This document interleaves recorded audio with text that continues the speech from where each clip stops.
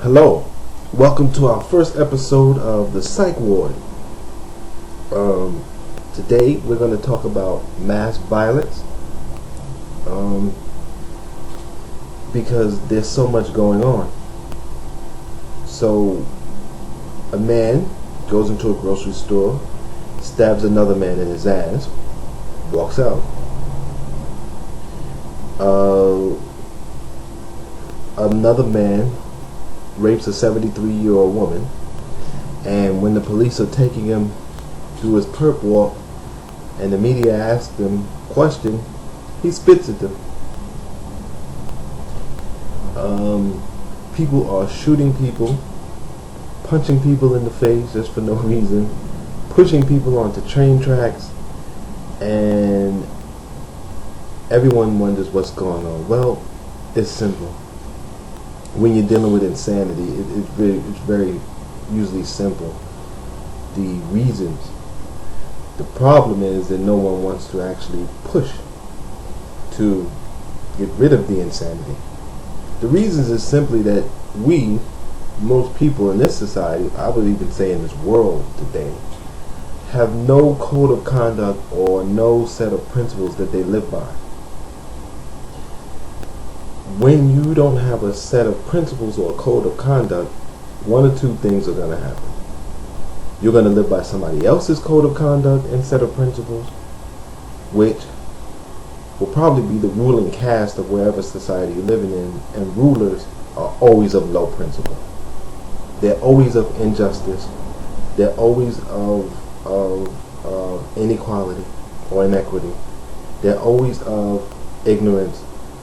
And they're always of division. So if you have no set of principles, no code of conduct, you're one of these people who say, I'm not an ideologue, then you're living by those principles, low principles. If you develop your own, you usually will have a high set of principles. You'll believe in justice, you'll believe in equality, you'll believe in freedom, you'll believe in all of these things.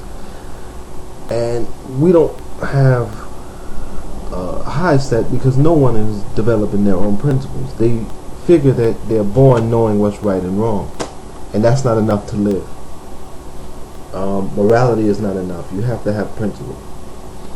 So a person goes out into the world, no principles, and the world is a savage and brutal place. When you don't have principles and codes of conduct, we're just like animals. We reduce ourselves to animal status, and you're usually just doing whatever you feel. You're driving off of base instinct. So you're on the train, someone's annoying you, and you just feel like punching them in the face. So bang, punch them in the face.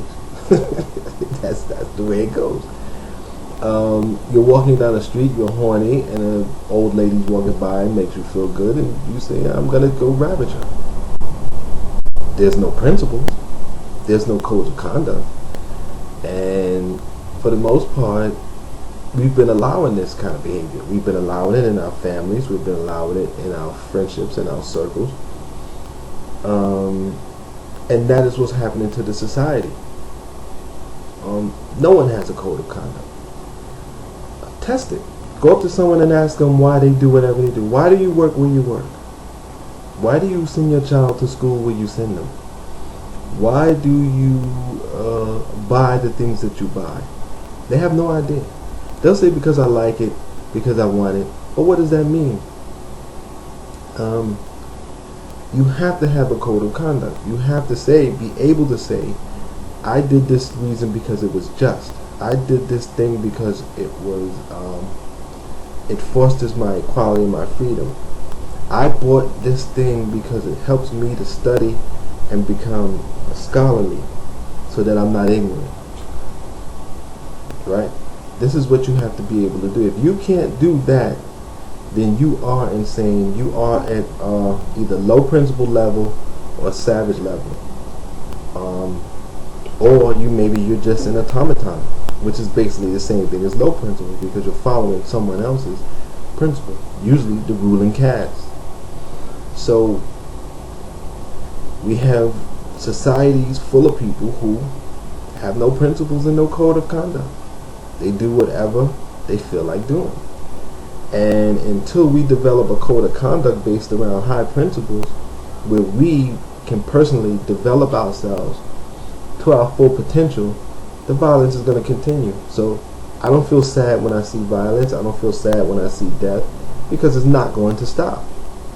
And I also don't feel sad because I know what the solution to the problem is. And you know. You just don't want to do the lifting because you become so comfortable in the insanity. And that will be our first episode of Psych Ward. Hope that you enjoyed it. And I'm always going to leave off with something I'm starting called the League of Sanity. So I'm putting together a team of names of people that you can go out and study on your own and regain some of your sanity. And the first member is Amos Wilson. So his name is Amos, Amos Wilson, Wilson, and he is a psychologist. He wrote things like Unlocking the Genius in the Black Child and Blueprint for Power in the Black community or African community or somewhere along those lines. But look up Amos Wilson. You'll see all his works, and even he has a lot of videos right here on YouTube. Listen to him. He can help you to regain some of your sanity. Until next time, remember that your brain is a muscle as well, and it needs to be worked out. And take care of yourself. Try to push back against the madness and keep your sanity intact. Bye.